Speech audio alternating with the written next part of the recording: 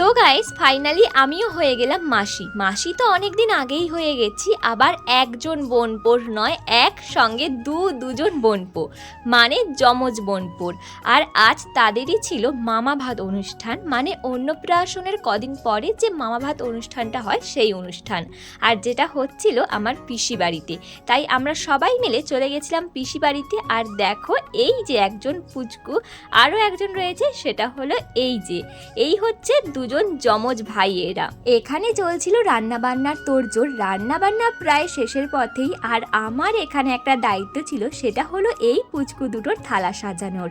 আর সেটা করতে কিন্তু আমি বসেও পড়েছি। আর আজকের ওয়েদার যেহেতু ছিল ভীষণ খারাপ, মানে এই বৃষ্টি আবার রোদ, তাই বাড়িতে যতটা পারা হয়েছে ততটাই আয়োজন করা হয়েছে। আর এদিকে কিন্তু আমার থালা সাজানো প্রায় কমপ্লিট।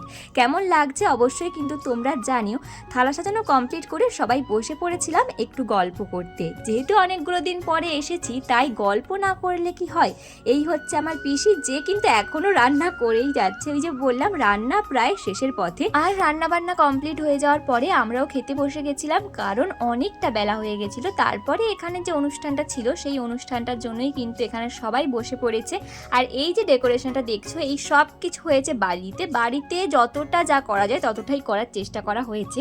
আর এই দেখো দুটো পুচকু, যার মধ্যে একজন তো ঘুম থেকে উঠতেই চাচ্ছিল না, তাও দুজনে উঠে গেছে। আর তারপরে যা কিছু নিয়ম কানুন রয়েছে সেগুলোই এখানে করা হচ্ছিল। আর এখানে দেখো পুচকু দুটো কিন্তু বেশ ভালোই আনন্দ করছে। তার সাথে কিন্তু এখানে যারা ছিল, মানে ফ্যামিলির সবাই, আমরা সবাই প্রচুর আনন্দ করেছি।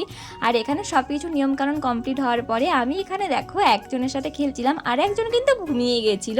তো এদের সাথে খেলে টেলে এবার যেতে হবে বাড়ি। আর আজ যেহেতু ছিল উল্টো রথ, তাই এখান থেকে দেখো উল্টো রথ যাচ্ছে, দর্শন করে নিলাম। চলো টাটা।